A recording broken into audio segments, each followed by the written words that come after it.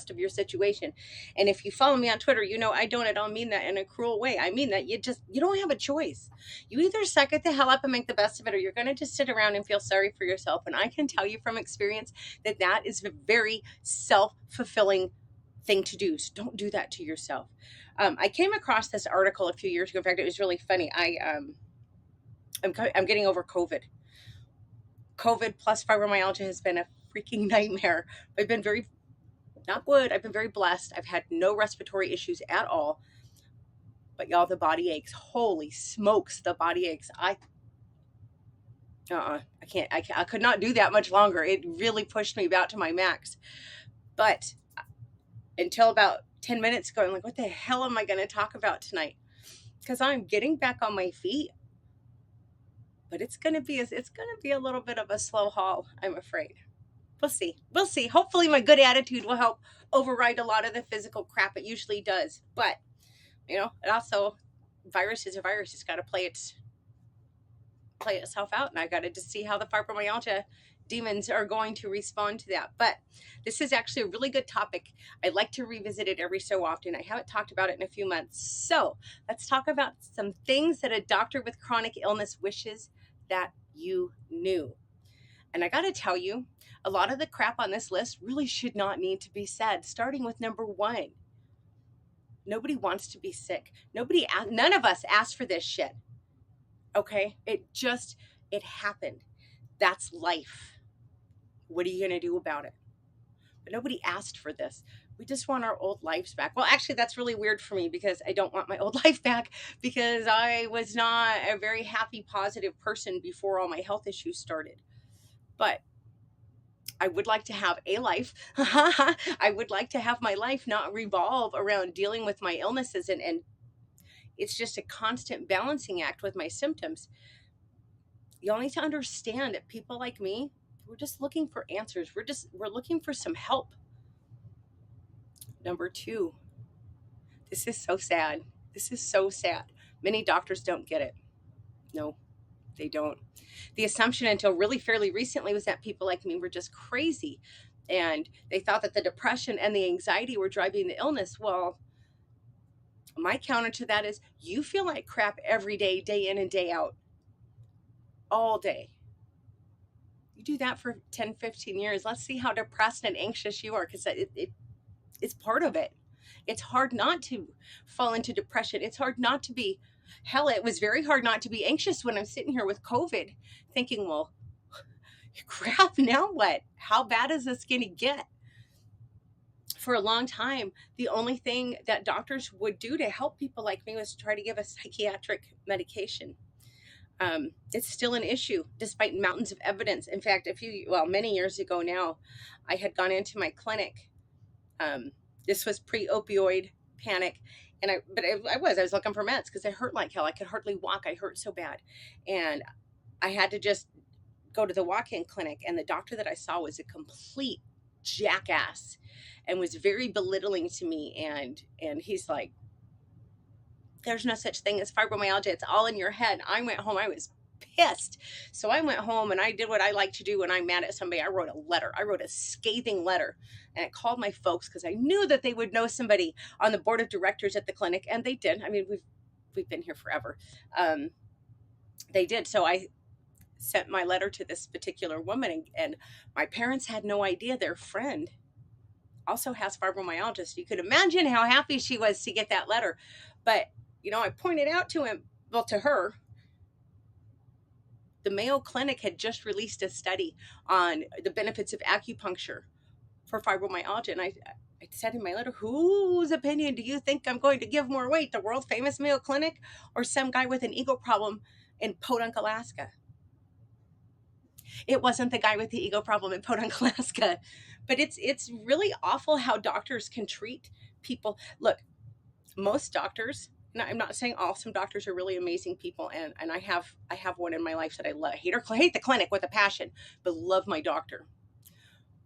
But most doctors don't like people like me. Why? Because we don't fit into a nice little pigeonhole. They can't just tell us, this is what's wrong with you, go take this pill and you're going to be fine. It doesn't work that way, unfortunately. So this is still a big issue. Now, granted, that was some time ago, but it is still an issue. So if you're the person dealing with the health issues, you've got to, not only you're trying to find answers, and you're trying to find someone who, if they don't know anything about your situation, if you're in a small town, you're probably not going to find, if you have an unusual illness, you're not going to find anybody that has any experience with it. Chances are the best option you have is to try to find someone who will at least be open-minded and listen to you, and who will at least treat you with some respect and some dignity, because let me tell you, that can disappear pretty damn fast when you're dealing with health issues. Number 3, again, things that should not have to be said. Being unable to work, it's not a vacation. I don't know how in the hell people ever got that stupid damn idea, because I'm sorry if you think that you're a moron. You just are. And I try to be very nice to people, and I try to always assume that you mean well, but come on.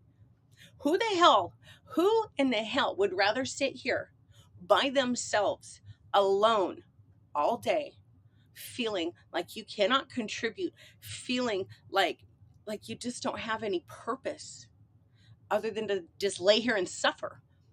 How do you think it feels when your life shrinks down to nothing but pain and medical appointments? It's not fun. This isn't a gosh damn vacation. I'm very fortunate in the regard that I am capable of holding down a full-time job. But there's a lot of people in my situation who can't. It's not, they're not sitting home eating bonbons and having a damn grand time. They might be eating bonbons, but they're not having a grand time, I can assure you. Number 4, and this cannot be stated strongly enough. Excuse me. The emotional aspect of chronic pain is severely underrated. It can actually change the biochemical makeup of the mood control center in your brain. Isn't that insane? I think the human body is an amazing thing, and it can do a lot of really cool things, but it can turn against you too pretty badly. But we do get a lot of depression and anxiety, because I know for me, it took years to get a diagnosis. Years and years of spending hour upon hour sitting in doctor's offices and waiting room and going through all these ridiculous, sometimes very undignified tests. And most of the time it was just like, well, I don't know what to tell you. The wait and the search for the diagnosis is really stressful. The inability to work and to feel productive. Again, it's not a gosh damn vacation. It sucks to feel that way. It changes your family. Oh my gosh, if you don't think it changes your family dynamics when all of a sudden one person in that family can no longer uphold their part of the bargain, everything changes. Everything changes. It leads to a lot of social isolation. I don't know how I'm going to feel tomorrow. It's difficult for me to make plans very far in advance. And the only women that I will make plans with at this point, I have a very small group, but they all know if I back out, it has nothing to do with them. They all understand that that also should not need to be said, if you're friends with somebody who has health issues and they can't go out with you, don't make it about you. Okay? Because it's not. Because if I didn't like you, I wouldn't waste my time making plans with you in the first place. But I will tell you, my social circle is incredibly small. There are 3 women, 4. I have a new friend, but there's only 4 women. I've lived here my entire life pretty much. There's 4 women here that I'm comfortable making plans with, because I know they're not going to hold it against me. Financial stress. This shit is expensive, yo. You wouldn't believe how much I've spent over the years. And a lot of the stuff isn't, I'm really blessed. I have great medical coverage. A lot of stuff that I've done, a lot of avenues that I've gone down, my insurance hasn't paid for it, and I've had to pay out of my pocket. And that gets expensive. I'm really fortunate that I am in a position I can do that. A lot of people aren't. If you're not working, you think you can afford fancy medical care? Because you can't. The struggle with simple daily tasks. I take a lot of baths, and the reason I take baths instead of showers, it's about the only time that my legs are not screaming at me. So I really like baths. So I keep my bathtub really clean. I try to keep my bathroom as a whole very clean, but I know if I completely scour my bathroom and get it as clean as I really like for it to be, there's a good chance that I'm going to spend at least a few hours in bed to pay for that burst of energy, think about that. Think how insane that is to live that way. But what are you going to do? That's just the way it goes sometimes. There's a lot of grief. There is a tremendous amount of grief because you think about all the times that you were healthy and you took it for granted. That's gone. By very nature of the word chronic, that's gone. Now, I'm not saying all my days are terrible. Of course not. I have a lot of days that, some days are better than others. Excuse me, but there's a lot of grief involved with this. There's grief when you realize that all your future plans have to change. And there's grief when it's, for a long time, I was so down. I was so caught up in this. I was so caught up, frankly, in victimhood. Oh, poor pitiful me. Well, poor pitiful me, my ass. There's a lot of people out there who are a lot sicker than I am. But I was really caught up in that. I could not think of anything to look forward to in my future. I'm not that goddamn old. That's not a fun way. And this was 10, 15 years ago. So imagine what it's like to be just about 40 and feeling like your life is over. That's not fun. Number 5, the symptoms are very complex. Now, obviously, symptoms are going to vary from illness to illness to illness. And my wheelhouse is fibromyalgia and, to a lesser degree, Hashimoto's thyroiditis. I can't say that one slow, let alone 3 times fast. But there's a lot of commonalities too, including extreme fatigue, pain, brain fog, nausea, and dizziness. The pain is intense. It impacts joints, muscles, nerves, back, neck, headaches. I get headaches so bad that I go in and get Botox every 3 months to attempt to control my migraines. Sometimes it works, sometimes it doesn't. I'm right now a month overdue. I'm kind of pissed off. That's what I mean. I have a good doctor. Actually, I had 2 good doctors at that clinic. My general practitioner and my migraine doctor, and I love both of them, but I freaking hate the clinic. And the clinic has now bumped me 4 weeks out of my scheduled probably screwing everything up, migraine appointment. And I'm feeling it. And it's been rough. The symptoms, of course, they wax and wane. Some days are better than others. But the inconsistencies, that's what makes it so hard to make plans. Someone could call me tomorrow. Maybe I feel fantastic.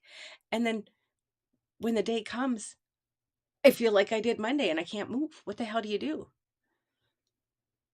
The ubiquitous they, and I don't know how the hell they would ever qualify this, or would it be quantify? Anyway, I don't know how they would determine such a thing, but supposedly a good day for somebody like me would put most of you in bed. It's been said, and again, I don't know how they would measure any of this, but it's been said that a good day for someone like me would be like you having the flu body aches. How productive were you the last time you had the flu? Number 6, again, this is one that cannot be emphasized strongly enough. Chronic illness fatigue is so far beyond just being tired. It's overwhelming.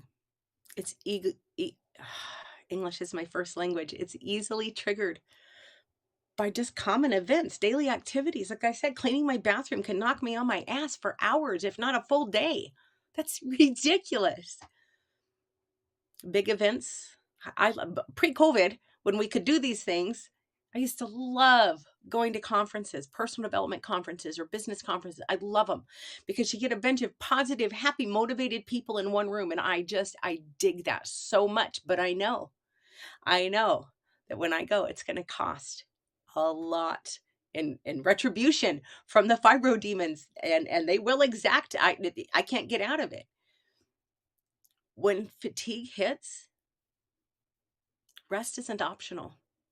I've tried before pushing through, and actually my boss, I have too many bosses, but my boss that I get along with really well, a few years ago, he got really pissed at me.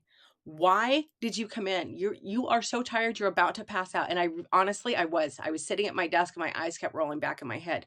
So I had to go home. Thank God I made it safe. I mean, truly, I had no business driving in that condition. I didn't. Just being honest here. How much do you think that sucks? I went to work, so I had something important I needed to do. Do you think I was able to get it done? I wasn't. I wasn't. We're not lazy. This is the one that'll frost my ass really bad.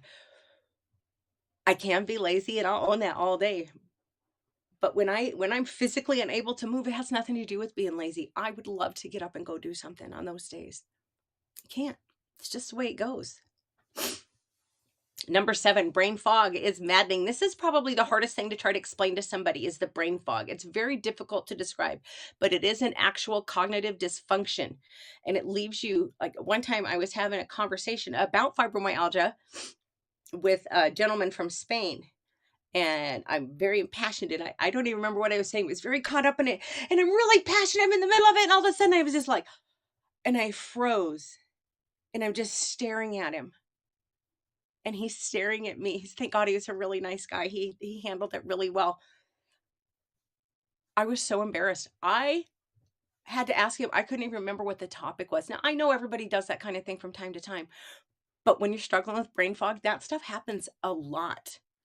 Yo, meetings, y'all, can be crazy because I'll be listening to a meeting and all of a sudden my brain kind of gets foggy and it's like, oh crap, 20 minutes have gone by. I have no idea what was just said. I'm on a bunch of committees. My contribution is expected. It is pretty much required. I mean, if they didn't want me there, I wouldn't be there. You know, if they didn't want my input, I wouldn't be on all these committees. So it sucks when I get like that. I've learned to take really damn good notes, but often I have to ask whoever hosted the meeting to send me the recording link so I can go back and flesh out my notes so that I can contribute the next time. It's like your head's stuffed full of cotton. I don't know how else to explain it. I always feel like I'm just trying to force my thoughts out. It sucks. Number 8. This has been very keenly on my mind the entire pandemic, and then the COVID finally caught me. But we have a greater risk of serious infections. Well, of course, our bodies are exhausted from fighting ourselves all the time. I mean, you're more run down than the average person. So what could be a minor cold for you can turn into a very severe illness for somebody who has a chronic situation. I have been so blessed with this bout of COVID. And I know I've turned the corner. I can tell by the way I feel. My oxygen levels, the lowest they got, I think I had one day it was 92, but they're right up to 97, 98. But it was scary. I'll be really honest with you. It was really uncomfortable being sick with that. I used to work with this guy, and I mean, I worked with him. I knew him. I knew he had plenty of leave built up. I knew he could have stayed home. He would come in when he was sick, and it used to just infuriate me. And I'm the front desk person. And I don't mind that. I like that aspect of my job, actually. I like the traffic that comes in. It keeps my day going faster. But he's in one day, and I've got knickknacks. Oh, I had knickknacks. I've been working at home for the last couple of years, but I had knickknacks all over my desk. And it's, how you go in and you futz with somebody's knickknacks. Well, then he starts coughing, and I was like, what the hell are you doing? He goes, oh, yeah, I'm sick. And I just blew up. Get the hell away from, what are you doing? I don't have the kind of sick leave built up that you do. I can't accrue a lot of sick leave like most people because I do have a chronic illness. So for goodness sakes, if you're sick and you can stay home from work, stay the hell home. Now, I understand that's not an option for everybody. I do get that.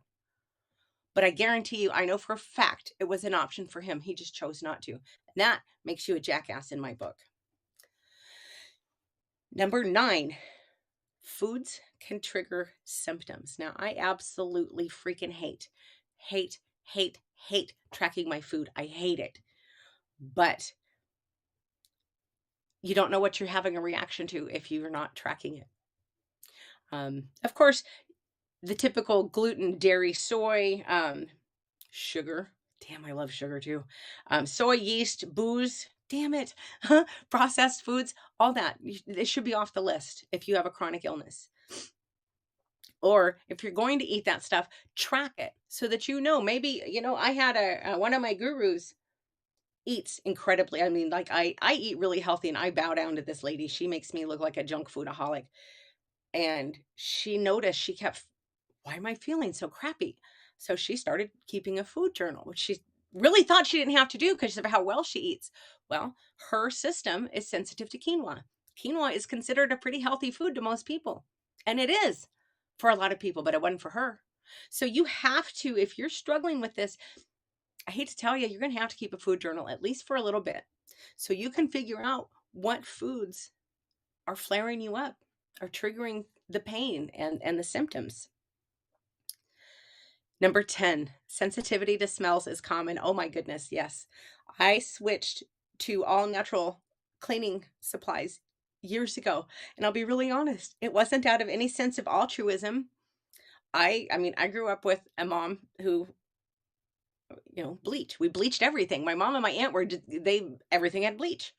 That's how you clean, was with bleach. I can't use bleach. I can't stand the smell. It just makes me sick. Um, I don't even use it in my laundry anymore. I can't. A few years ago, I was at work and I work on the ground floor, and there's two stairwells to go up. One is real open, and actually there's three. Anyway, the one I was going up this particular day is a closed stairwell. And I didn't think anything of it. I was, focused on my errand. So I hit the doors and I'd get about halfway up the first flight of stairs. And I'm like, oh my gosh, they had changed cleaning solutions. Whatever they were using on the floor. I seriously was, by the time I got up just one floor, I was pouring sweat. I was shaking. I was nauseous. I'm like, okay, we're not going that way on the way back to the office. But it can be crazy. Perfumes, colognes, cigarette smoke, which is funny to me because I used to be a heavy smoker. And then finally, number 11 thing that a doctor with chronic illness wishes people knew. Gosh dang, I can't speak today. Management takes a lot of effort. Our lives become heavily regimented. You need lots of rest. If you take meds, you've got to have your meds at a certain time every day. If you take a lot of supplements, you got to have your supplements at a certain time every day. You've got to avoid your trigger foods. You've got to just walk this crazy ass tightrope of knowing, well, if I do this, it's going to have an impact over here. Now, everybody has that life. But some of us, it's a lot more pronounced. It's a lot more noticeable than others. And if you're on the outside looking in and you see your loved one who has health issues, and maybe that like going out with the girls is a bad idea because your a friend or family member is going to probably have a little too much booze, a lot of food they shouldn't eat. Keep your damn mouth shut, okay? You don't need to be, it's not your responsibility, nor is it your job to tell us, well, that's going to flare you up. I guarantee you that person knows they know.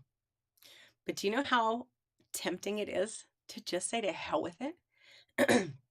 Throw caution to the wind and just go out and be a normal person for a few hours. And I'll tell you, it's worth it. I don't do it a whole lot, but every time I do, it's well worth it the next day because I need that emotionally. I have a couple of girlfriends who are, God bless them, they're so good. Now I'm gonna cry. No, I'm not. Because it's a good story, but they're so good to me, and they both know I've been very stressed. So I've isolated myself, that's absolutely my pattern, especially in the cold, dark Alaskan winters, because I don't like the cold. I don't want to be out there. But a couple weeks ago, they were like, we're going out. We'll be there at 4:45 to pick you up. And I was like, well, but, and they said, no, you're not going to give us an excuse because you're isolating yourself. So if you don't want to go for Saturday, we'll go Friday. I'm like, okay. And you know what? I went out and I had a really, really good time. So again, if you're on the sidelines, if you're on the outside looking in, don't bag on the person in your life who's going out and trying to be normal once in a while. They don't need you to do that. What we need from you, what we really need from, we know you don't get it. We don't expect you to. But all we want is a little bit of empathy, a little bit of compassion. That really shouldn't be too much to ask, but boy, y'all would be surprised. Sometimes healthy people can be real jackasses. Anyway, that is all I have for tonight. I am going to take my COVID riddled ass, well, probably back to the couch because I'm ambitious like that. I'm really proud of myself. I only missed 3 full days of work. And then Wednesday, Thursday, and Friday this week, I worked half days. And that was just perfect. It was enough to keep my mind engaged and keep me from going stir damn crazy in the house. But right about the time I was like, oh, I'm really burnt. It was 2 o'clock and I was done. So anyway, I hope you guys have a fantastic weekend. Be sure to wash your hands. Go Bengals. If you're not rooting for the Bengals, I'm really sorry because you're just wrong. But I'm excited about the Super Bowl for the first time in years. I love a good underdog story, and it's been, 30 some years for the Bengals, so they deserve it. Anyway, you guys take care, and I will be back Monday. Oh, I taped this over my stuff. I will be back Monday at 5 o'clock Alaska time. Have a great weekend.